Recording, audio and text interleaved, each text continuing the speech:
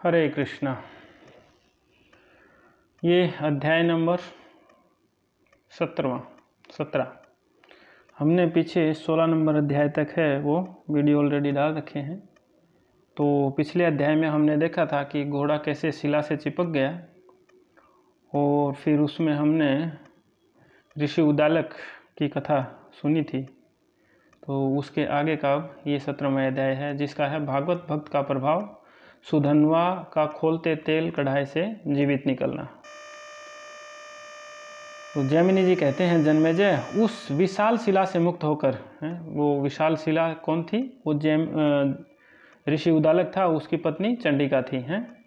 जन्मेजय उस शिला से मुक्त होकर वह अशोक घूमता हुआ शीघ्र ही उस चंपापुरी में जा पहुंचा, जो सूरवीर राजा हंसध्वज के द्वारा स्त्री की भांति सुरक्षित थी। तो ये जो है घोड़ा पहुंच गया है चंपापुरी में और वहाँ के राजा हैं हंसध्वज। उस अशोक के पीछे पीछे कुंती नंदन अर्जुन शीघ्रतापूर्वक चल रहे थे। उस समय उनके साथ प्रद्युम्न आदि भयंकर सूरवीर योद्धा भी थे, जो मोतियों के हारों से अलंकृत तथा सुंदर दिव्य वस्त्रों से विभूषित थे। तदनंतर जब राजा हंसध्वज ने दूत के मुख से अपने देश में अश्वमेघ यज्ञ के घोड़े की रक्षा करते हुए वीरवर अर्जुन के आगमन एवं तजनित भय की बात सुनी, तब वे अपने मंत्रियों, भाइयों और पुत्रों के साथ विचार करने लगे हैं। तो मंत्रियों ने सिपाहियों ने वहाँ पे है घोड़ा देखा और उसके विषय में विचार विमर्श करने लगे अपने पुत्रों और मंत्रियों के साथ। हंसध्वज ने कहा, क्या मैं यहाँ आए हुए अर्जुन के घोड़े को अपने बल से पकड़ लूँ? क्योंकि युद्ध स्थल में मैं सेना की व्यूह रचना करके महाबली अर्जुन से अपने देश की रक्षा कर लूँगा, ऐसा मुझे विश्वास है। ऐसा करने से मतलब क्यों करूँगा, ऐसा किस लिए करना है? ऐसा करने से यदि श्री कृष्ण के भक्त अर्जुन दिख पड़े तो महान लाभ होगा, क्योंकि जहाँ अर्जुन हैं वहाँ स्वयं श्री कृष्ण भी विराजमान रहते हैं। इसमें संशय नहीं है। मैं वृद्ध हो चला पर अभी तक अपने नेत्रों से श्री कृष्ण का दर्शन नहीं कर पाया। यानी घोड़े के पीछे पकड़ने के पीछे है जो मेन कारण है वो अपने बाहुबल का प्रदर्शन करना नहीं है। यानी यहाँ पर है हंसध्वज बता रहे हैं वो भगवान के भक्त हैं कि अभी तक मैं बूढ़ा हो गया हूँ, लेकिन मुझे अभी तक भगवान के दर्शन नहीं हुए हैं। इसलिए हम अर्जुन के घोड़े को पकड़ लेंगे तो भगवान भी वहाँ पर अर्जुन के साथ में होंगे ही और उनका दर्शन हो जाएगा। तो इसलिए मेरे वीर योद्धा युद्ध के लिए यात्रा करें और मैं रणभूमि में चलता हूँ। जैमिनी जी कहते हैं, जन्मेजय तदनंतर राजा हंसध्वज भी हर्षपूर्वक 70 सेना नायकों के साथ लेकर रणभूमि में आए और युद्ध के मुहाने पर डट कर खड़े हो गए। महिपाल, अब प्रत्येक सेनापति के अधीन सदा धन मान से परिपुष्ट एवं यत्नपूर्वक सुरक्षित जितनी सेना थी उसका वर्णन सुनिए। उस सेना में 71,000 अत्यंत मत वाले गजराज थे। घोड़ों से जुते हुए सुसज्जित रथों की संख्या भी 71,000 थी और 1 लाख घोड़े थे जो अपने आभूषणों के कारण चमक रहे थे और जिन पर वीर योद्धा सवार थे, तथा 1,02,000 नौजवान पैदल सैनिक थे। वे सभी योद्धा भागवत भक्त थे। तो सभी किसके लिए आए थे कि हम घोड़े को पकड़ेंगे और भगवान का दर्शन होगा। भागवत भक्त थे। रणवीर सदा दीनों पर दया करके उन्हें दान देने वाले, एक पत्नीवर्ती, राज सम्मानित और प्रिय बोलने वाले थे। सब कैसे थे? एक पत्नीवर्ती और दान देने वाले और राज सम्मानित और प्रिय बोलने वाले थे। क्योंकि राजा हंसध्वज के पास जब कहीं दूर देश से कोई भी नौकरी के लिए आता था, तब राजा उस आगंतुक व्यक्ति से सबसे पहले यही कहते थे, अनग यदि तुम एक पत्नी व्रत का पालन करने वाले हो, यदि तुम एक पत्नी व्रत का पालन करने वाले हो तो मैं तुम्हें रख सकता हूँ। यह मैं तुमसे सत्य कहता हूँ। तात न तो सूरता, न कुलीनता और न पराक्रम ही मुझे अभिष्ट है। मैं तो उसी वीर को अपने घर तथा राष्ट्र में स्थान दे सकता हूँ जो केवल अपनी एक ही पत्नी में प्रेम करने वाला है और भगवान विष्णु की भक्ति से संपन्न होगा। इसी प्रकार जो अन्य महाबली योद्धा भी कामदेव के प्रबल वेग को अपने भीतर धारण कर लेते हैं, वे ही मेरे यहाँ रह सकते हैं। तो यहाँ पर उसने अपने यहाँ नौकरी पाने के लिए राजा हंसध्वज ने 2 योग्यता बताई। क्या? एक तो भगवान विष्णु का भक्त हो और दूसरा एक पत्नी व्रती हो, एक ही पत्नी रखने वाला हो, और जो अपने कामदेव के प्रबल वेग को अपने भीतर धारण कर सकता हो। जैमिनी जी कहते हैं, जन्मेजय राजा हंसध्वज अपने सेवकों को यथोचित रूप से बहुत सा धन देते थे। राजा के सुमति, सुगति, तुष्ट और श्रद्धालु नामक सेनापति तथा मंत्री उनके पूर्वोक्त सेना की रक्षा करते थे, और जो उनके बलवान भाई थे वे भी उनके सैन्य दल का यथोचित रीति से पालन करते थे। पूर्वोक्त मंत्रियों में विदुरथ प्रधान थे। राजा के भाई के नाम इस प्रकार हैं, चंद्रसेन, चंद्रकेतु, महाबली चंद्रदेव, न्यायवर्ती, धनबल और अत्यंत रूपवान धर्मवह हैं। ये राजा के भाई हैं। उनके 5 पुत्र भी थे जिनके नाम है सुबल, सुरथ, सम, सुदर्शन और 5वां महाबली सुधनवा हैं। तो ये जो है पूरा जो कथा चल रही है ये पूरी सुधनवा के आजू बाजू घूमेगी, क्योंकि सुधनवा है वो भी शुद्ध भागवत भक्त है। वैसे तो सभी जब राजा भागवत भक्त है तो उनके पुत्र और उनकी सेना पूरी भागवत भक्ति है, क्योंकि उनकी पहली कंडीशन यही थी कि अगर विष्णु की भक्ति में रत रहने वाला उसी को मैं नौकरी दूंगा, जैसा कि हमने ऊपर पढ़ा। तो 5वां है महाबली सुधनवा। ऐसे वीरों से भरी हुई सेना को साथ लेकर राजा हंसध्वज अर्जुन की सेना से टक्कर लेने के लिए खड़े थे। तदनंतर राजा हंसध्वज ने नगाड़ा बजवाकर अपनी सेना को शीघ्र ही व्यूह के आंकड़ों में इकट्ठी होने की आज्ञा दी और स्वयं गजराज पर सवार होकर चले। तब उनकी आज्ञा पाकर सभी वीर नगर से बाहर निकलने लगे। आर्य कोई वीर अपने कवच को लेकर उनकी पूजा करने लगा तथा दूसरे योद्धा अग्नि में आहुति डालकर और अपने शास्त्र शस्त्रों को लेकर नगर से बाहर निकले। वे सब के सब समान साहस वाले थे। कुछ वीर ब्राह्मणों को खीर और घी से बने हुए पदार्थ भोजन कराकर चले। उनमें से कुछ रथ पर सवार थे तथा दूसरे मदमत्त गजराजों पर। दूसरे योद्धा वहां घोर संग्राम करने की इच्छा से घोड़ों पर चढ़कर प्रस्थित हुए। उस समय सभी छत्र चंवरधारी वीर सिंहनाद करने लगे। उन वीरों की प्यारी पत्नियां कौतुक देखने योग्य अटलिकाओं पर चढ़ गई और वहां बैठकर वे सभी सेना के प्रस्थान का दृश्य देखती हुई आपस में सुंदर बातें करने लगी। उनमें से एक स्त्री दूसरी परम सुंदरी प्यारी सहेली से कहने लगी, सखी तुम्हारे ये पतिदेव श्री कृष्ण और अर्जुन से युद्ध करने के लिए जा रहे हैं, परंतु भद्रे तुम्हारे अधर पर यह काला घाव सा क्या दिखाई देता है? इस घाव के दिखने से तुम्हें लज्जा क्यों नहीं आती? तब वहां उनसे दूसरी स्त्री बोली, दुष्टे तेरा अधर श्री कृष्ण का नाम उच्चारण नहीं करता है। तो देखिए यहाँ पर भी स्त्रियां हैं वो आपस में कटाक्ष कर रही हैं कि तुम्हारे जो ये अधर हैं यानी होठ हैं इनसे तुम भगवान का नाम नहीं ले रही हो हैं। तब उसे दूसरी स्त्री बोली कि दुष्टे तेरा अधर श्री कृष्ण का नाम उच्चारण नहीं कर रहा है, अतः तेरे पति इसे दंतछत के रूप में दंड देते हैं, यह उचित ही है। तब उसने उत्तर दिया, यह तो मेरे लिए बहुत सुंदर हुआ, परंतु तुम्हारे केस क्यों बिखरे हुए हैं?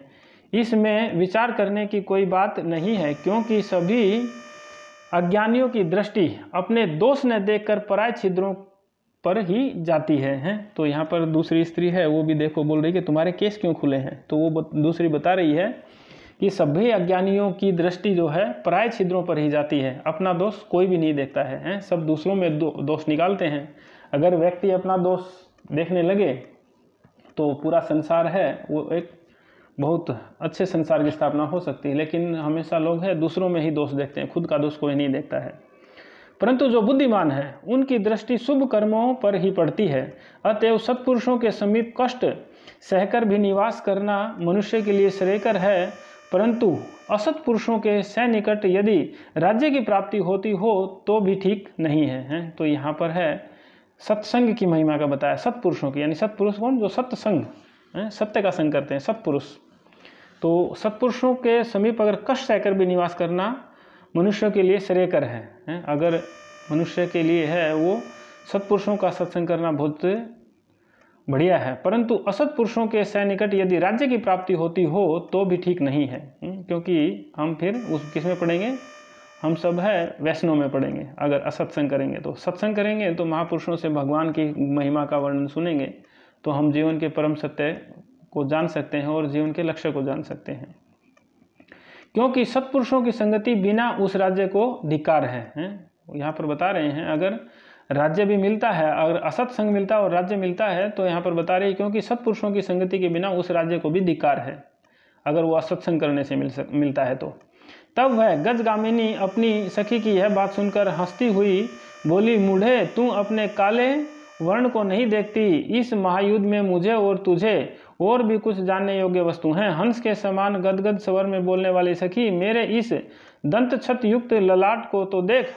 पुरुष भाव यानी रति की प्राप्ति के लिए स्त्रियों के शरीर को सर्वत्र छत विछत कर देते हैं। मूढ़े तू अपने इस तत्व को नहीं जानती, अतः मैं इस सुंदर दांत वाली से पूछती हूँ, क्योंकि मुझे बड़ा कौतूहल हो रहा है। इस मंदगामिनी के चंदन के लेप, पुष्पहार, सुंदर वस्त्र सभी मलिन हो गए हैं, बताओ इसका क्या कारण है। सुंदर स्त्री बोली, सखी मैं तो भद्रा के ललाट का छत विक्षत हो जाना उसकी शोभा ही समझती हूँ, क्योंकि योगीजन ऐसा कहते हैं कि अवश्य ही कृष्ण ने उस पर अपना पैर रख दिया है।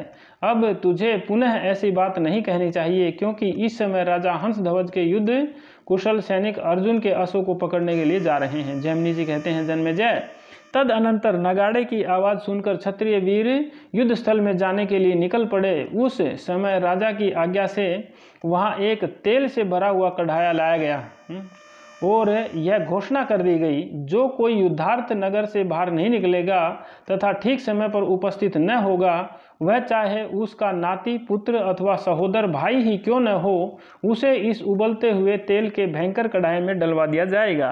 क्योंकि नरेश की आज्ञा का उल्लंघन, ब्राह्मणों की मान हानि और स्त्रियों के लिए पति से पृथक सैया, यह उसके लिए बिना शास्त्र के ही वध के समान कहा गया है। तो यहाँ पर राजा ने ऐलान कर दिया कि अगर कोई समय पर और युद्ध करने के लिए बाहर कोई सैनिक नहीं निकला और समय पर नहीं पहुंचा, तो इसके उबलते हुए तेल के कढ़ाई में डाल दिया जाएगा। इसलिए कहीं भी मनुष्य राजाओं की आज्ञा का उल्लंघन नहीं करते हैं। इन राजा हंसध्वज ने तो महर्षि शंख को अपना पुरोहित बना लिया है। तो हंसध्वज के जो पुरोहित हैं उनका नाम है शंख।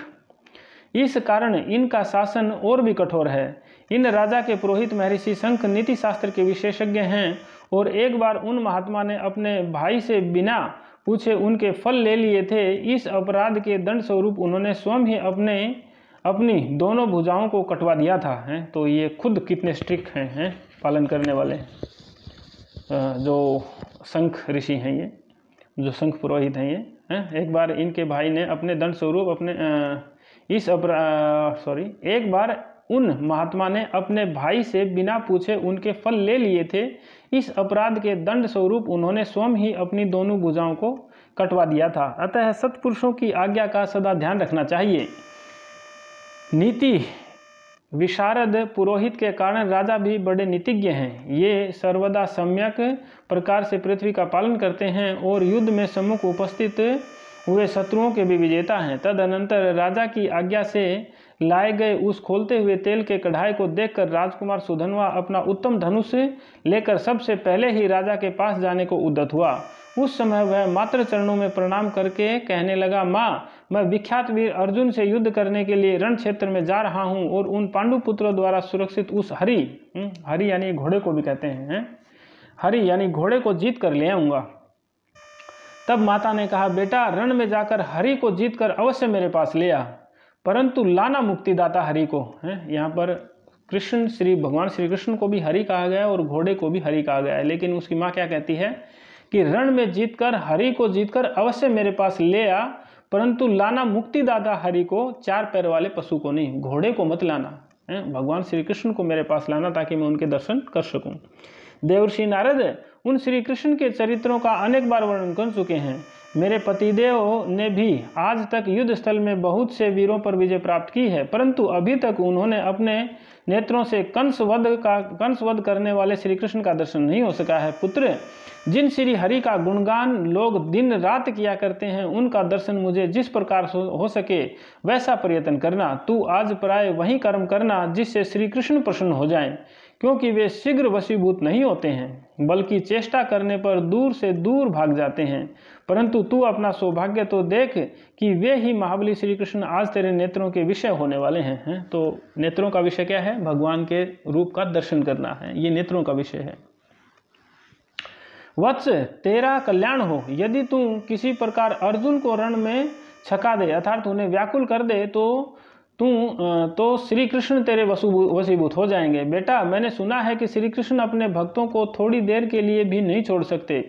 जैसे वन में गए हुए बछड़े को छोड़कर गो घर नहीं लौटती, उसी तरह श्री कृष्ण भी अपने भक्तों को विपत्ति में अकेला नहीं छोड़ते हैं। तो यहाँ पर उनकी माँ है उदाहरण दे रही है कि जिस प्रकार वन में गई हुई गाय है वो तुरंत घर लौटाती है, किसके लिए? अपने बछड़े के लिए। तो इसी प्रकार भगवान श्री कृष्ण है अपने भक्तों को छोड़ते नहीं हैं। उनके सामने जाकर तू भयभीत मत न होना, क्योंकि श्री कृष्ण से डरने वाला जीवित नहीं रह सकता है। यदि तू डर गया तो सारी जनता तथा संबंधी लोग मुझे हंसेंगे कि भद्रे तेरा पुत्र श्री कृष्ण को देखकर रण से विमुख हो गया। पुत्र तू निंदा के कहने योग्य है, जैसा निंद कर्म मत करना। बेटा यदि तू आज रण में धराशायी हो जाएगा तो मुझे उसमें बड़ा हर्ष प्राप्त होगा, परंतु यदि लोग मेरे पुत्र के प्रति विरुद्ध बातें कहें तो उस विषय में उन लोगों का वह कथन मेरे चित्त में समाता नहीं है। बेटा श्री कृष्ण के सम्मुख मरने वाला मनुष्य क्या मरा हुआ कहलाता है? देखिए यहाँ पर लोग कहते हैं कि भगवान श्री कृष्ण ने दो पक्षों का युद्ध कर भाइयों का युद्ध करवा करके और कुल का नाश करवा दिया। लेकिन यहाँ पर है देखिए एक साधारण स्त्री भी है जो क्या बता रही है कि श्री कृष्ण के सम्मुख मरने वाला मनुष्य क्या मरा हुआ कहलाता है? नहीं, वो तो अमर हो जाता है। क्यों? क्योंकि वो भगवान के धाम में जाता है, मोक्ष प्राप्त करता है। भगवान का नाम लेने से जब मोक्ष प्राप्त होता है तो भगवान के सामने अगर जिस समय मृत्यु आई और भगवान सामने हैं तो फिर मोक्ष मिलने वाला ही है। तो यहाँ पर देखिए कितनी इंपॉर्टेंट बात यहाँ पर सुधनवा की माँ है, वो कह रही कि श्री कृष्ण के सम्मुख मरने वाला मनुष्य क्या मरा हुआ कहलाता है? नहीं, वह तो अपने सहित अपनी सारी 21 पीढ़ियों का उद्धार करने वाला होता है। वत्स भूतल पर वे ही सारी स्त्रियां रोदन करें जिनके पुत्र पौत्र भगवान श्री हरि की ओर नहीं जाते हैं। तो यहाँ पर है ये लेडीज, ये जो सुधनवा की माँ है तो ये कितनी इम्पोर्टेंट बात कर रही है कि भूतल पर वे ही सारी स्त्रियां रोदन करें जिनके पुत्र पौत्र भगवान हरि की ओर नहीं जाते हैं। यानी जो भगवान की भक्ति की तरफ, भगवान के श्री चरणों में ध्यान नहीं लगाते हैं या भगवान का नाम नहीं लेते हैं या हरि भक्ति नहीं करते हैं, उन स्त्रियों को रोना चाहिए। भले ही उनकी आयु 100 वर्ष हो, 200 वर्ष हो या 1000 वर्ष हो, लेकिन फिर भी वो किसी काम की नहीं है वो आयु अगर वो श्री हरि की भक्ति नहीं करते हैं, यानी श्री हरि के चरणों की तरफ नहीं बढ़ते हैं। तो सुधनवा ने कहा, माँ मैं तुम्हारे सारे कथन को पूर्ण करूंगा और रण में जी जान से लड़कर श्री हरि यानी घोड़े तथा श्री कृष्ण को लेकर आऊंगा। पुरुषार्थ करना मेरे अधीन है, विजय स्वरूप फल देव के हाथ में है, परंतु युद्ध स्थल में भगवान श्री कृष्ण को देखकर यदि मैं विमुख हो जाऊं तो न तुम्हारे पेट से पैदा हुआ कहूँ और न मुझे सद्गति ही प्राप्त हो। जैमिनी जी कहते हैं, जन्मेजय माता से इतनी बात कहकर पराक्रमी सुधनवा ज्यों ही चलने को उद्यत हुआ त्यों ही बहन कुबला ने आकर उसकी सुंदर ढंग से आरती उतारी और खील पुष्प तथा उत्तम सुगंधित पदार्थों की बारंबार उस पर वर्षा की। फिर गले में माला पहनाकर वह इस प्रकार कहने लगी। कुबला बोली, प्यारे भाई तुम अर्जुन के साथ युद्ध करने के लिए जा रहे हो तो जाओ, परंतु उनसे ठीक तौर से लड़ना, क्योंकि मेरा ससुराल में रहना सदा दारुण कष्ट देता है। जब मैं वहाँ रहती हूँ तब मेरे जेठ आदि हास्यकुल, ये ज़्यादा ही आगे निकल गया है, कहाँ उंगली लग गई,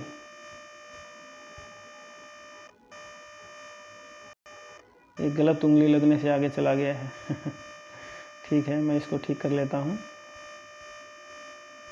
जैमिनी जी आई यहाँ पर, माता ने कहा और यहाँ पर सुधनवा बोला, यहाँ पर कुबला, हाँ हम यहाँ पर थे।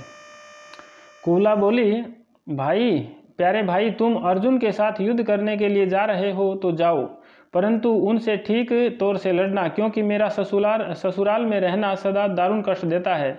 जब मैं वहाँ रहती हूँ तब मेरे जेठ आदि तथा हास्य कुशल देवर मेरी हंसी उड़ाते हैं। वे लोग जो कुछ कहते हैं उसे सुनो। वे कहते हैं, कुबले तुम्हारा यह पिता मूर्ख ही दिखाई पड़ता है, यह कहता है कि जैसे मैंने काशीराज को जीत लिया है उसी तरह कृष्ण को पराजित कर दूंगा। वह मूर्ख जब अपनी देह तथा सेना के साथ उस रमणीय द्वारकापुरी तक जाने के लिए भी समर्थ नहीं है, तब उन्हें जीतने की इच्छा कैसे कर सकता है। सुधन्वा ने कहा, कुला बहन, मैं अपने शास्त्रों की सत्य शपथ करता हूँ कि पिता का वचन तथा तुम्हारे देवरों का वह कथन सभी सत्य कर दिखाऊंगा। मैं अभी अभी तुम्हें प्रणाम करके श्री हरि से लड़ने के लिए रणभूमि में जा रहा हूँ। बहन से इतनी बात कहकर सुधन्वा उस समय बाहरी ड्योढ़ी पर गया। वहाँ उसने सुंदर नेत्रों और स्तनों वाली अपनी पत्नी प्रभावती को देखा, जो हाथ में कपूर युक्त चंदन लिए हुए पहले से खड़ी थी। वह कृशांगी हाथ में एक सोने की थाली लिए खड़ी थी, जिसमें जलता हुआ दीपक था, जो कमल तथा चंपा के पुष्पों एवं दूब और अक्षतों से भरी थी। वह थाली कपूर की डालियों के जलाने से प्रकट हुए 5 शिला वाले नवीन दीपकों से उद्भासित हो रही थी। उस समय सुंदर पाजेब तथा करधनी से विभूषित उस सुंदरी के हाथ के कंगन खनखना रहे थे। वह सुंदर रेशमी साड़ी और पुष्प के रंग वाली चोली धारण किए हुए थी। उसके सुंदर गले में मोतियों का हार सुशोभित हो रहा था तथा उसके मुख अर्थात अधर का रंग तांबुल सेवन करने आदि का लाल था। अधर का रंग यानी होठों का रंग लाल था। उस पतिव्रता नारी ने उस समय अपने पति वीरवर सुधन्वा की पूजा की और पुनः तिरछी चितवन से स्वामी की ओर निहारती हुई उस सजी सजाई थाली द्वारा वह पति की आरती उतारने लगी। आरती समाप्त होने पर वह मनस्विनी अपने प्रियतम पति से यूँ बोली है। यहाँ पर है प्रभावती की स्टेटमेंट और सुधन्वा की स्टेटमेंट। दोनों के जो वार्ता हैं वो बहुत ही शिक्षाप्रद हैं और बहुत ही गुप्त रहस्य को खोल रहे हैं। देखना अभी बहुत गुप्त रहस्य यहाँ पर खुलने वाला है कि क्या करना चाहिए और कब कौन सी चीज़ नहीं करनी चाहिए। प्रभावती ने कहा, प्राणनाथ, मैं आपके श्री कृष्ण के दर्शनार्थी मुख कमल का दर्शन कर रही हूँ। मैं आपके किस तरह से दर्शन कर रहा हूँ? मैं आपके श्री कृष्ण के दर्शनार्थी मुख कमल का दर्शन कर रही हूँ। आपका जो मुख कमल है वो भगवान श्री कृष्ण का दर्शनार्थी होने वाला है। मैं वैसे मुख का दर्शन कर रही हूँ। परंतु इस समय आप मेरा परित्याग करके जहाँ जा रहे हैं स्वामिन, मुझे ऐसा प्रतीत हो रहा है कि आज आपका एक पत्नी व्रत नष्ट हो जाएगा। ऐसा क्यों कर रही है आगे देखना क्लियर होगा।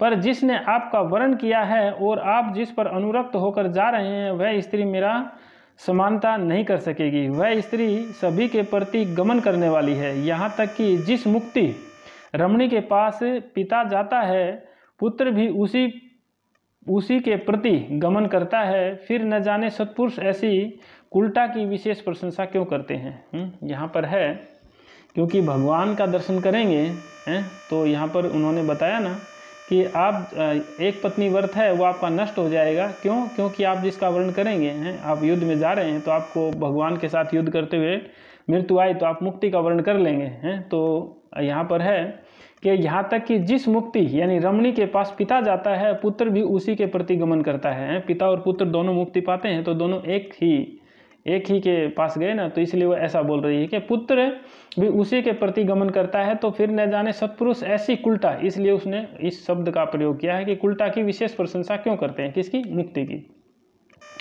परंतु मैं वैसी नहीं हूँ। मैंने आपके सिवा दूसरे की ओर कभी भूलकर भी नहीं देखा है। नाथ, मालूम होता है कि वही मुक्ति रमणी सदा आपके हृदय में बस रही है और उसे श्री कृष्ण आपको प्रदान कर देंगे। इस आशा से आप दौड़े जा रहे हैं। ठीक है, पुरुषों का चित्त क्षण भर में ही देवांगनाओं का सेवन करने के लिए लालायित हो जाता है, परंतु यदि आपने विवेक नामक पुत्र उत्पन्न नहीं किया तो युद्ध में जाने से क्या लाभ। महाबाहो, आप चपलतावश श्री कृष्ण के सामने जा तो रहे हैं, परंतु श्री हरि को देखकर उनकी अतुलित मुख छवि के सामने वह मुक्ति आपको कभी प्रिय नहीं लगेगी। अगर एक बार भक्त है भगवान के दर्शन कर लेगा तो फिर उनको मोक्ष भी नहीं चाहिए। वो भगवान के रूप में इतना यहाँ पर प्रभावती बता रही कि उनकी अतुलित मुख छवि के सामने वह मुक्ति आपको प्रिय नहीं लगेगी। फिर भी घर में अकेली ही आपको प्रियतमा रहूंगी। फिर भी मैं अकेली ही घर में आपकी प्रियतमा रहूंगी। प्रियतम, मेरे ही संग से आपको विवेक नामक पुत्र की प्राप्ति हुई है, किंतु अपने ही शरीर से उत्पन्न हुआ वह विवेक भी पर नारी के प्रति जाते हुए आपको मना नहीं कर रहा है। इसके सिवा जैसे पुरुष पर स्त्री के पास जाता है, इसके सिवा जैसे पुरुष पर स्त्री के पास जाता है, उसी तरह स्त्री पर पुरुष के पास नहीं जाया करती। नहीं तो आपके मुक्ति के पास चले जाने पर यदि मैं मोक्ष के पास चली जाऊंगी तो क्या आप क्या कर सकते हैं? क्या वह परपुरुष नहीं है? यहाँ पर बता रहे हैं कि अगर आप मुक्ति पा जाएंगे तो आप युद्ध में मारे जाएंगे तो मैं भी उस आपकी पत्नी हूँ तो मुझे भी मोक्ष मिल जाएगा, लेकिन मैं ऐसा नहीं करने वाली हूँ, हैं, या मैं परपुरुष के पास नहीं जाऊंगी। अतः नाथ, विवेक रूपी पुत्र से संयुक्त मुझे ग्रहण करके आप इस महान घोर संसार में कृत्य हो जाएंगे, इसमें संदेह नहीं है। प्राणनाथ, विवेक नामक अदृश्य पुत्र सदा मेरे शरीर की रक्षा करता रहता है, परंतु दूसरी जिन स्त्रियों के पास विवेक नामक पुत्र नहीं है वे ही पर पुरुष के पास जाया करती हैं। मुझे तो बचपन से ही विवेक पुत्र प्राप्त है, इसी से आर्य मुझे उस मोक्ष के पास जाने में संकोच हो रहा है। परंतु वीर, आपके मुक्ति के पास चले जाने पर आपके सामने ही मैं मोक्ष के समीप चली जाऊंगी, क्योंकि यह नियम है कि सठ के साथ सठता और सज्जन के साथ सज्जनता का व्यवहार करना चाहिए। इसलिए महामते, मैं आपके मुख का ध्यान करती हुई आपसे पहले ही मोक्ष के समीप चली जाऊंगी, नहीं तो मुक्ति मेरे भय से भीत होकर आपका उपहासा करती हुई कहेगी कि यह कैसा राजा है जो भूतल पर अपनी वैसी विवेक संपन्ना सती साध्वी पत्नी का परित्याग करके मुझे पाने की कामना कर रहा है। नाथ, जिस श्रद्धा से संयुक्त होकर श्री कृष्ण की पूजा करने से उस मुक्ति की प्राप्ति कही गई है, भाव को जागृत करने वाली वैसी श्रद्धा भी तो मैं आप में नहीं देख रही हूँ। राजकुमार, निश्चय ही मुझे उस मुक्ति के दोनों पैरों को काट कर गिरा देना चाहिए, जिससे वह अपने घर को छोड़कर पर पुरुष के समीप न जाए। यद्यपि उसका कथन श्रेयकर तथा उनके प्रकार की औषधि की भांति हितकारी है, तथापि वह श्री कृष्ण की शरण के अतिरिक्त अपनी प्राप्ति का दूसरा क्या कारण बताएगी? उसके मुख को तो घोड़ों की टापों से उठी हुई धूल से आच्छित समझना चाहिए। ऐसा विचार कर आप जहाँ जाने के लिए उद्यत हैं वहाँ शीघ्र जाइए।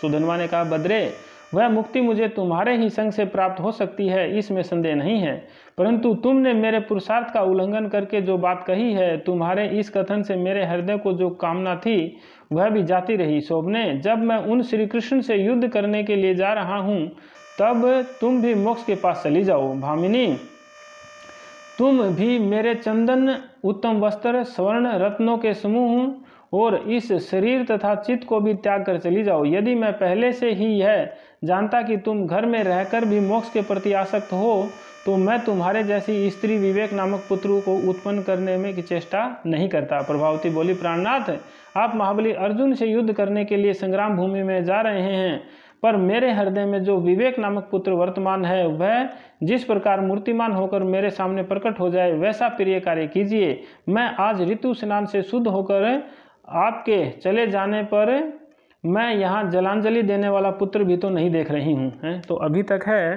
प्रभावती को कोई भी पुत्र नहीं है, तो इसलिए वह ऐसा बता रही है कि मेरे हृदय में जो विवेक नामक पुत्र वर्तमान है वह जिस प्रकार मूर्तिमान होकर मेरे सामने प्रकट हो जाए हैं। तो यानी वो ऐसा बता रही है कि मुझे पुत्र प्राप्ति के लिए यत्न करना है, वैसा मेरा प्रिय कार्य कीजिए। मैं आज ऋतु स्नान से यानी शास्त्रों में ऐसा बताया गया है स्कंद पुराण में कि स्त्री को अगर गर्भवती होना है तो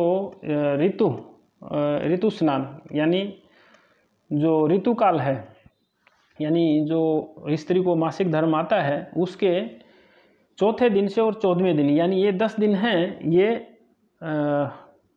इसको ऋतुकाल बोलते हैं। और ऐसा बताता है शास्त्र स्कंद पुराण कि जो व्यक्ति ऋतुकाल में ही सिर्फ अपनी पत्नी से संभोग करता है वह ब्रह्मचारी है। क्यों? क्योंकि वो सिर्फ पुत्र प्राप्ति के लिए ऐसा है, वो समय है वो सिर्फ पुत्र प्राप्ति के लिए होता है।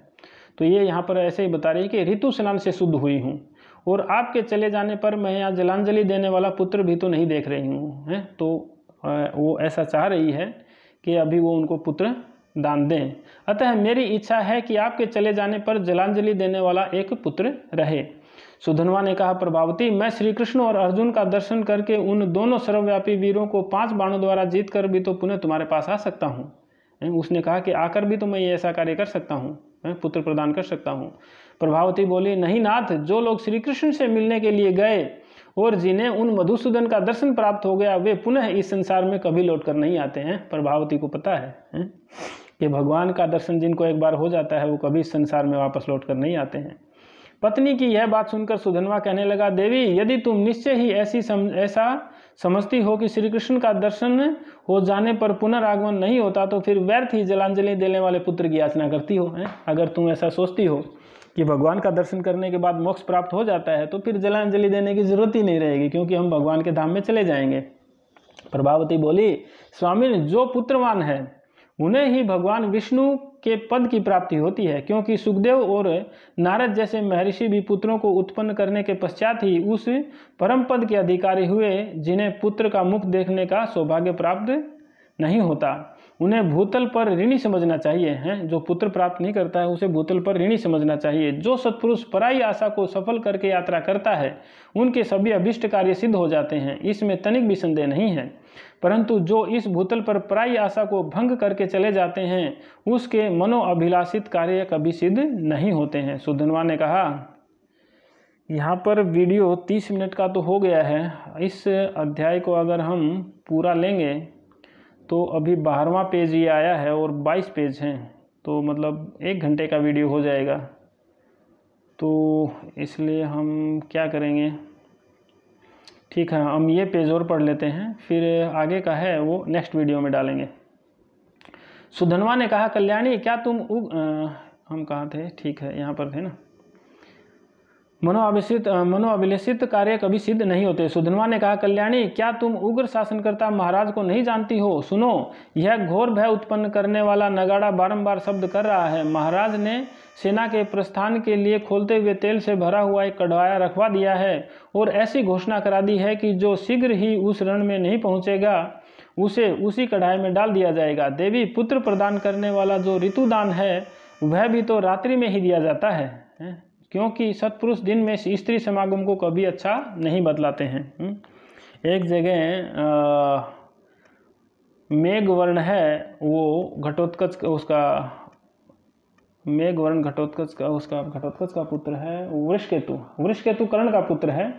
वो एक जगह बताता है कि अगर मैं इस युद्ध को नहीं जीत पाया तो मुझे वो दुर्गति प्राप्त हो, उस नरक में मैं जाऊं जिस नरक में दिन में स्त्री समागम करने वाला पुरुष जाता है। और यहाँ पर भी देखिए सुधन्वा है वही बात बता रहा है कि सत्पुरुष दिन में स्त्री समागम को अच्छा नहीं बताते हैं। इस समय पिताजी की आज्ञा से सारे योद्धा अर्जुन से लोहा लेने के लिए चले गए हैं, केवल मैं ही बाकी हूँ। प्रभावती बोली, प्राणनाथ यदि आप पहले अंगहीन कामदेव से व्याप्त हुई मुझ अनुरक्ता अकेली पत्नी पर विजय पाए बिना ही जाना चाहते हैं तो बहुत से रथ सेना, गज सेना, अश्व सेना, पैदल सेना, अंगों से युक्त उस सेना को दिन में जीतने के लिए आप कैसे समर्थ हो सकेंगे? वहाँ श्री कृष्ण के सामने काल अंत और यमराज तुल्य वीरों के साथ मुठभेड़ न हो जाने पर आपकी क्या गति होगी? परंतु इस समय आप ऐसे स्वामी के सामने ही मेरी यह दशा तो हो रही है। तो यहाँ पर है, हम वीडियो को समाप्त करेंगे। हम है ये पेज नंबर 179 यहाँ पर है, ये नेक्स्ट वीडियो से करेंगे। हम ये वापस पढ़ लेंगे, ऐसा होगा तो ये यहाँ से ऊपर से हम 178 नंबर पेज से हैं, हम सुधन्वा ने जो कहा है वहाँ से हम वापस रिपीट कर लेंगे पेज नंबर 12 से। ठीक है, हम यहाँ पर समाप्त करते हैं और आप सब लोग उत्साह बनाए रखिए। ये कथा है, बहुत ही सुंदर कथा है। ये कम से कम 5-6 वीडियो इसके बनेंगे सुधन्वा की कथा के, और बहुत ही शुद्ध भक्त की कथा है और इसमें बहुत सारी ज्ञान की बातें आगे आने वाली हैं। और अभी तक अगर आपने ये चैनल सब्सक्राइब नहीं किया है तो सब्सक्राइब भी कीजिए और अपने मित्रों को भी इस कथा के विषय में, और जैमिनीकृत महाभारत है ये बहुत कम लोग जानते हैं इसके विषय में, तो इसीलिए मैंने ऐसा निर्णय लिया कि ये सभी लोगों तक पहुंचाऊं। तो ये सब आपके सहयोग से ही हो सकता है, तो आप लोग इसको ज़्यादा से ज़्यादा शेयर करें और चैनल को सब्सक्राइब करें। हरे कृष्णा कृष्ण कृष्ण कृष्ण हरे हरे, हरे राम राम राम हरे हरे।